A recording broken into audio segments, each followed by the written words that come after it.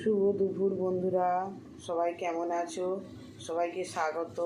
সবাই ভালো আছেন তো? সবাইকে নমস্কার। এই দেখুন আমার আজকে দুপুরে রান্না বসবে। এখানে আমি মাছগুলো নুন হলুদ মাখিয়ে রেখেছি। আমি কড়াই তেলও দিয়ে দিচ্ছি, আমার তেলটাও গরম হয়ে গেছে।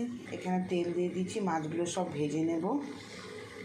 দেখুন বন্ধুরা, এখানে আমার লাল লাল করে মাছ ভাজা হয়ে গেছে। এখনও মাছ আছে ভাজা, বাকিটা ভেজে নেব। আর এখানে আবার কী সুন্দর তেল ছেড়ে গেছে। এই মশলাটা কিসের জন্য করেছি জানেন তো? আজকে আমি গাছ পাঁঠা রান্না করব বলে তাই এই মশলাটা করেছি। দেখাচ্ছি আপনাদের কি গাছ পাঁঠা কাকে বলে।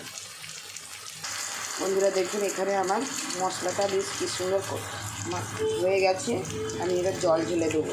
এই হচ্ছে গাছ পাঁঠা। কে কে খেতে ভালোবাসেন একটু কমেন্ট করবেন তো বন্ধুরা, দেখেছো? আর আমাদের বাড়িতে না এই হিঁচড়টা খেতে সবাই পছন্দ করে। আর একটু ভালো করে বেশ মাংসের মতো রান্না করলে না কে না খেতে চাইবে, সবাই খেতে চাইবে, বুঝেছো? খুব সুন্দর হয়ে গেছে। দেখুন বন্ধুরা, এখানে আমি একটু ঘি দিয়ে দেবো, একটু ধনে পাতা দিয়ে দেবো। ধনে পাতা না দিলে ভালো লাগে না। এগুলো আমার গাছ পাঁঠা হয়ে গেছে। আর এখানে মাছগুলো ভাজা হয়ে এসছে। এই মাছের এবার তেল ঝাল করে নেবো, বুঝেছেন? দুদিকে কড়া বসাতে হয়েছে, কেননা আমার একটু তাড়া আছে, বেরোবো।